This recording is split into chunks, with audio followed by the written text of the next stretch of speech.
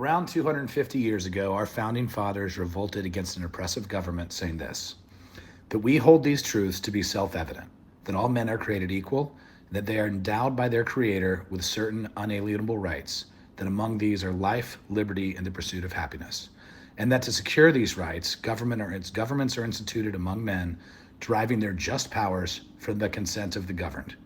At 1776, we believed that the core values upon which our country was founded, such as free speech and the right to private ownership of property, are tenets to a free society, and are under attack globally more now than at any time in the last 2 centuries. I am Lily Tang Williams. I am running for Congress in New Hampshire City 2. People have to speak freely in order to think freely, exchange ideas, communicate with each other in order to get to the truth, and come up with solutions to the problems we face as a country. When others control your speech, they control your minds, thoughts, and keep you away from thinking the truth. The American people should not be silenced and censored. We need the representatives in Congress who will support your constitutional right to free speech. When in Congress, I will always fight for free speech and stop the government censorship. We find the leader of that group that has vowed to shut tonight's event down, who makes a startling admission. I don't think he should speak. But that doesn't really comport with the First Amendment. I don't care. You don't care? I don't care. Why not? I don't think that's a relevant document right now.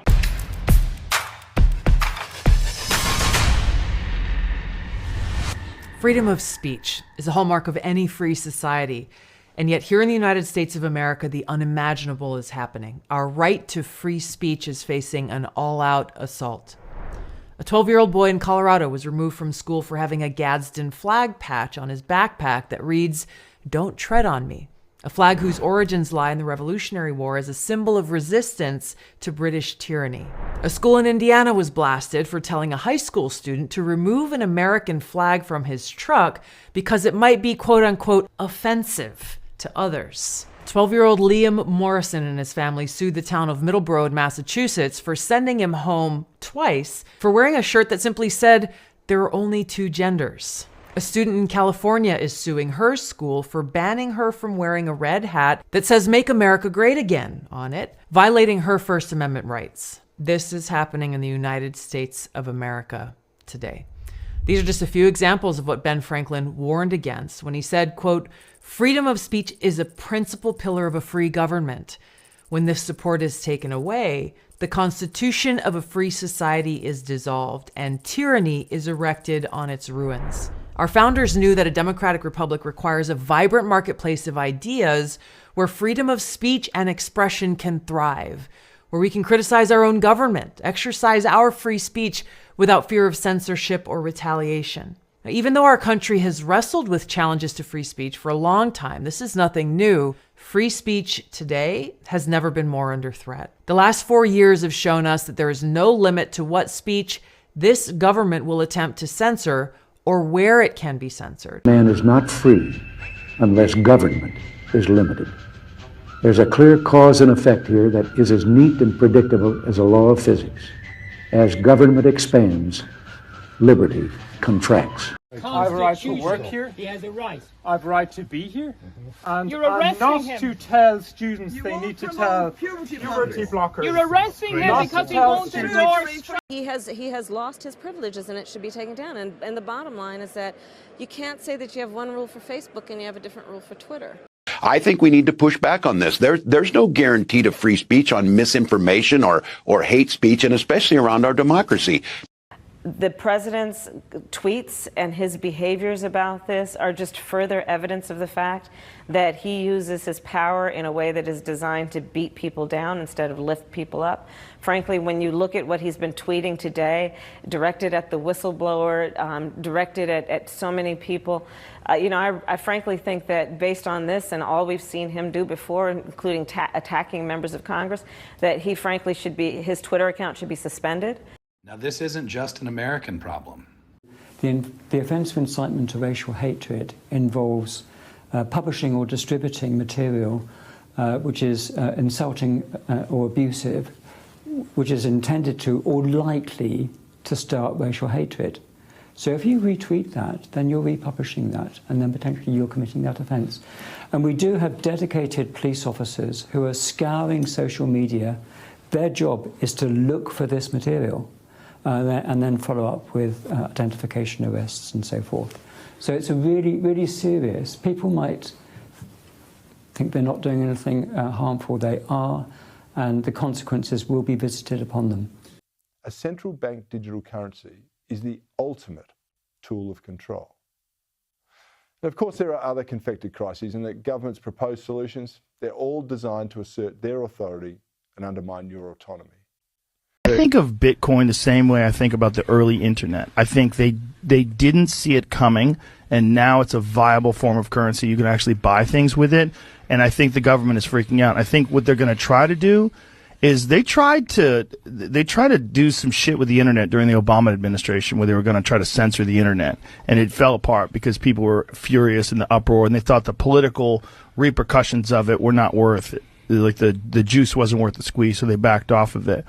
But I feel that there's going to come a time where some government, whether it's the United States or another government, might try it first. They're going to try to implement, I know they already do it in China, but they're going to try to implement a digital currency, a centralized digital currency that they can control. Yeah. What's scary about that is they could say, Khalil, we've looked at, your behavior online, and you have some marks against you. Free speech is the bedrock of democracy. And free speech is what allows atrocities to be called out and for people to be aware of them. That's why the Germans wanted to shut down the press immediately. So anyway, I think we should do everything we can to preserve free speech. And when we lose free speech, I think we lose democracy. Government censorship of, quote, misinformation either think that the general populace is too stupid to think for themselves, or those who are demanding the censorship have something to hide, period.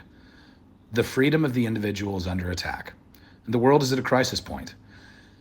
It isn't a matter of right versus left, race one versus race two, or religion versus religion. It's a matter of those who would suppress and smother individual freedom versus those who will stand up for it at any cost. The values of liberty and self-determination have allowed individuals to lead the world for the last 248 years in industrial innovation, the tech revolution, space travel, medicine, science, and most recently, the decentralization of finance. At 1776, we believe that the future of financial freedom is in cryptocurrency rather than the centralized banking system, and we encourage everybody who's curious to come check out the blockchain and learn about the future of finance. We've created a token and community on the Solana chain where we welcome free thinkers, like-minded individuals, investors, and people who want to have a little fun and converse with those who may think similarly to they do. Feel free to check out our Twitter and Telegram pages, join the community, and see if we resonate with you. Our podcast is going to be filled with information about cryptocurrency, history, current events, real-life shit, and a little bit of humor and fun mixed in. So please follow, comment, etc., so that we can continue to provide you, the listeners, with the most possible value. Thank you, and welcome to the 1776 podcast. Hello, everybody, and welcome to the 1776 podcast. First of all, do I look ridiculous? Yes. Is there a reason? Also, yes. On this episode, we have a very special guest who is somebody who embodies our ideals of wanting to make the government more free for everybody and also wanting to make things funny. So once again, 1776 podcast, please check us out on the Telegram and the Twitter below. If you have questions or you want to hear more from this guest during tonight's podcast, please let us know in the comments, because this person is going to be with us several more times, and we're going to have several more conversations with this person. So without further ado, it's kind of a big deal. I want to tell you guys a story. So picture yourself here. The year is 2020. The government has told people that they cannot see their friends and loved ones. They have to stay 6 feet apart. They have to wear masks to go outside. The criminal Anthony Fauci, and that could be, the topic for a whole nother show, has told people that they cannot gather for Thanksgiving or other holidays. They can't see their friends. They can't do the things that they want to do. And the world was stuck inside with nothing to do but watch Netflix and order Domino's. And they needed something to make them laugh. They needed something to make them feel something and smile. And what the world delivered was a person from Oklahoma who raised tigers, who was a politician who had lost a few elections, and who was a very funny individual. Like, this guy said some weird stuff. I'm not trying to downplay any of that. He famously referred to his late husband's testicles in a eulogy as little golden nuggets. He made, quote, "that bitch" Carol Baskin household name. And he's also got a lot that we can talk about in terms of government overreach when it comes to infringing on the rights of the individual, at least according to his attorneys. Again, I'm not an attorney. I'm not involved in the case, but there does seem to be some stuff there that means maybe it's something we want to look at. Maybe it's something we want to know about, because at the end of the day, we're all about personal freedoms. And whether we agree with what someone says or what they do is irrelevant, because everybody should be afforded the same freedoms under the law. So anyway, without further ado, and this is going to be a little different than our normal setup, because we can't do anything on camera. Joe Exotic, the Tiger King, is going to be our guest today. He is currently in the Federal Medical Penitentiary in Fort Worth, Texas. Therefore, we can only do this via phone call. So we're going to be on a phone call. You're going to see a graphic up on the screen. You're not going to see he and I talking back and forth, which is fine. We'll make do with what we have, and that's how we'll have this conversation. But I hope you guys enjoy it. Please comment, like, subscribe, follow, whatever. And you can see our link to our Telegram with our community, and you can see our link to our Twitter in the bio of this YouTube video. And I hope that you guys find some value here, and I hope that you guys enjoy it, because at the end of the day, that's what we're here for. We're here to provide entertainment, value, and something you can look forward to. And if you're interested in crypto, check us out. If you're not interested in crypto, enjoy the interview. And we will be back afterwards. I hope you guys are ready to laugh a little and listen and think. Because, again, while we may not agree with 100% of everybody's views, everybody should have the same rights under our country's Constitution. And we believe that people, no matter where they are in the world, should be free from unjust imprisonment. And again, I'm not on Joe's legal team. I am not an attorney. I am not a judge. I'm certainly not anyone who's involved in any way, shape, or form in the legal system, unless I get a speeding ticket here or there. But I think that there's enough based on what he's going to talk about to show us that at least an appeal may be warranted. Again, if it's all true. I'm not an attorney, but take a look, enjoy. We'll catch you on the flip side. And about all of sort of the struggles that you've had, because, several of those amendments from the 4th to the 6th involve the freedom of the individual from unjust incarceration. And I think that what you've got going on is obviously sort of right up the alley of there's some unjust stuff going on. So there's a few. Well, and it's not even just that either. It's they charged me with doing something to my own property. Right. Those tigers were mine. I bred them, I raised them, I fed them, I took care of them, and I paid all the vet bills. And then, for 23 years, everything was fine. And then, all of a sudden, in order to put one to sleep, I needed a permit. Right. Well, when the hell does anything become yours? Right, it's your property. It's not the government's property. Well, yeah, and that's just, and that's the same way when I was running for governor of Oklahoma that I was bitching about. Nothing ever is yours, because, you fight for the American dream to own your own property, build your own house, have your own business. Okay, so I buy property, I pay closing costs, I pay all the taxes on it, the property taxes on it. I build a house, I pay all the sales tax on the material. To do that, I want to dig a pond, so I go and I rent a bulldozer and I dig a pond. I pay sales tax on the bulldozer. Then I pay the fishing there. And you know, in Oklahoma, I can't have you come over for a barbecue and let you fish in my pond without you having a fishing license. Even though it's on private property. That's right. And unless we are blood relatives, you have to have a fishing license. And that's bullshit, dude.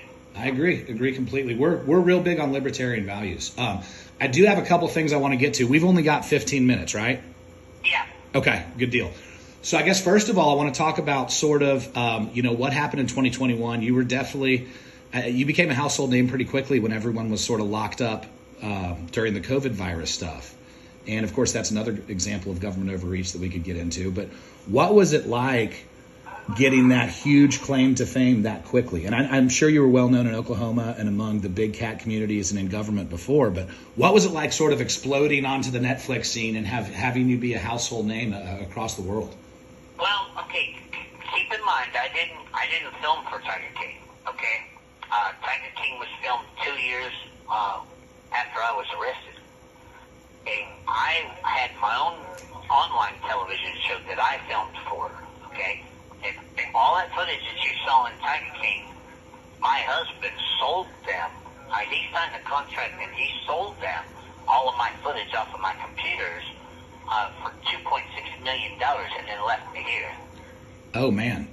Yeah, so I didn't get a dime from Tiger King, and then I never even saw Tiger King until a month ago because we're working on a civil lawsuit against Good Productions and Netflix, and the lawyers brought it in here on a flash drive, and we sat and watched it so I could tell them what was wrong and what was real, which there was nothing real about it. So really, I've never experienced the fame or anything other than they bring my mail to me in Walmart bags. Okay, so you get a lot of fan mail, I imagine. Oh, from all over the world: Iceland, Greenland, the United Kingdom, Australia, Africa. It's crazy. But that's what's kept me alive for the last 5 years is because I answer every letter. Right. Well, that's commendable of you to answer all those letters. And, it sounds, I know you've been through a lot, man. We saw some of it on the show and then some of it through following your story after that. I do sort of want to talk about what's going on with the court case for a minute. And I know that's something important to you. Excuse me. For all those viewers, listeners at home, JoeExoticOfficial.com is where you can go to find out more about what we're talking about and to donate to. This call is from a federal prison. To Joe's. What was that? I heard a beep. Yeah, no, the thing has to say this is a federal prison call every 3 or 4 minutes. It's crazy. Gotcha. Okay. Yeah, I was just telling everybody they can go to your website at Joe Exotic Official if they want to donate to the Freedom Fund, or if they want the Legal Defense Fund, or if they want to kind of find out more about what we're about to talk about. Like I said, we don't have a whole lot of time. But so I understand from everything I read, you've had all the shit happen in this trial that should justify an appeal happening. It looked like there were some witnesses that recanted their testimony, one witness that I believe was charged with perjury in another situation, and then there was some evidence tampering. And the crazy thing to me was it looked like there was about 90% more evidence that showed that you might be innocent that was inadmissible. Is that all? Am I saying all that correctly? Because that's... Well, it wasn't inadmissible. It was just covered up by the prosecutors. Okay, that's just like Alan the Hitman. Okay, he's not only admitted to perjury, he took Netflix and he took the Warriors to the zoo and showed them where he hid a piano wire where they had intended on killing me to begin with. Okay, and so you got to wonder just there, how come nobody's been charged with conspiracy to commit murder or perjury, and how come I'm still sitting here? Right. If there was a piano wire to kill you, why wouldn't that guy be charged with attempted murder? Exactly. Okay, and why? Because the government doesn't want this back. They're doing everything they can to keep this from going back to court. And that's why the judge sat on my appeal for 2 years before he denied it, the judge in Oklahoma. And then we had to file a motion to make him deny it. Now it's in Denver in front of 3 judges, okay? And I've already beat that judge in Denver once. But the stuff that you said was inadmissible is actually stuff that they wouldn't allow in court because they kept it covered violations against the court and the prosecutors, because like they had the pizza phone that Alan Glover had, okay, and he testified that I gave him that phone and I sent him to go kill Carol. Well, the text messages on that very phone that the government had that they didn't give over to our lawyers, specifically the text messages from Alan to his girlfriend on that phone, shows that he stole that phone from the pizza restaurant. Okay, and that alone would have got me a no bill on my jury, because he had them convinced that I gave him this burner phone from the pizza restaurant, and I gave him $3,000 and sent him off to murder Carol. Okay, which never happened. Okay, he stole the phone. He got on an airplane that another employee bought the ticket for, and he went to South Carolina to go clear up some warrants and go work in South Carolina, because me and him hated each other. You know, but none of that was allowed. This call is from a federal prison. Because they had this all planned to start with. I couldn't talk about Don Lewis' disappearance. I couldn't talk about Carol and my feud. Everything that explained the story of why me and Carol had this argument going on, I couldn't bring up. Had nothing to do with tigers. Had nothing to do with Joe abusing cats. It was because Joe was investigating Carol's missing husband, and I got too close, and she had to shut me up. Well, somewhere they're going to find those bones, I would imagine, at some point. Because I think at some point, you know, but is it going to be after she's dead and can't be prosecuted for it? But I can promise you those bones are under that septic tank at Big Cat Rescue's property. Well, I mean, did you see you saw the full Tiger King, right? I saw the first season. Okay. So there was a interview with her. I'm sure you've heard of it if you didn't see it, where she was like, "Yeah, if I wanted to kill someone, I just cover him sardine oil and feed him to the tigers." Yeah. Absolutely. Absolutely. That to But when I was investigating her and all of that, you know, there's videos on my YouTube channel of me proving that she had 60 counts of felony notary fraud, where she was buying houses with tiger money and then transferring them to her other nonprofit for $10. I had her dead to rights, okay? But the time when she's the one who designed his will, okay, and his power of attorney. And it specifically says that on the second page, that it was designed by Carol Lewis. Then she forged his signature. She filed it. 3 months later, she installs the septic tank. The very next day, she reports him missing. And then, lo and behold, the night that he was supposedly missing, supposedly at the airport, whose car breaks down in the middle of the road in the middle of the night? Carol Baskins. Right. Who picks her up? Her brother, who is the sheriff. Right.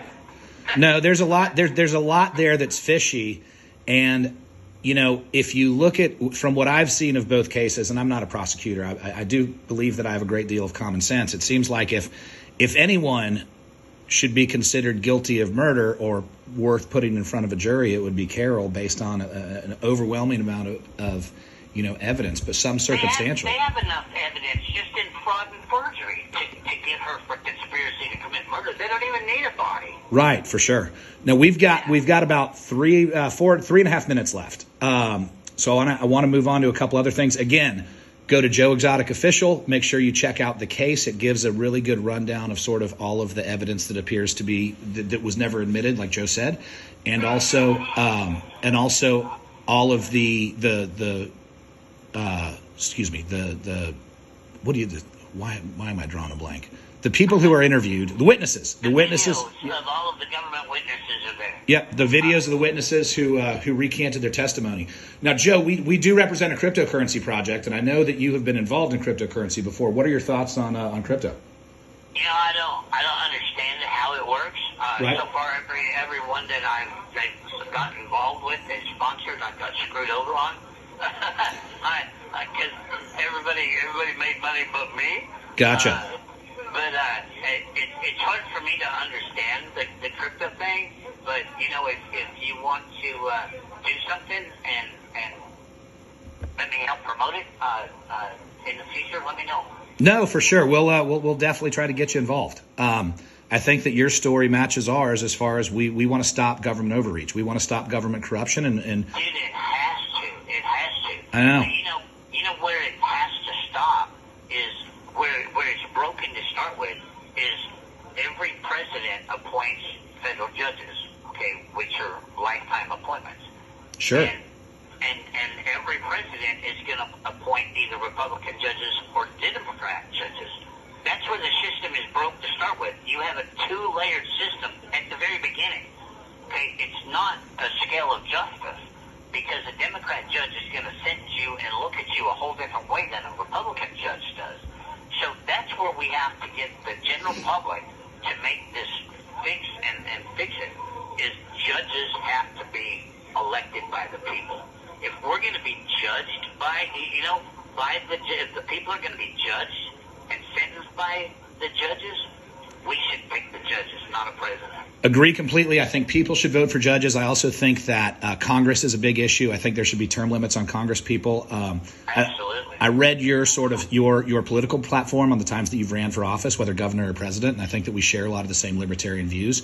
We've got 1 minute left, so before we sign off and give you a big thank you, I do have one of my good friends, his daughter Pearl, is a huge fan of yours. She's got a Joe Exotic poster in her room, and she told me I had to ask if, and I think I already know the answer, if you've had any contact with Carol Baskin, if that feud is over, or if that's still in full force, and really just what your thoughts are on Carol Baskin. I have no beef with Carol. I really never did. She made money convincing people that I abused animals, and I made money convincing people she was batshit crazy and she murdered her husband. That was the extent of our feud. I've never met the woman. I never want to meet the woman. I seen her in court one time, and that was it. Everybody that's involved in this case, I've already forgave because God and karma will take care of them. And I just want to move on. Gotcha. But I want to shout out to Pearl. I love you. I appreciate your support, sweetie.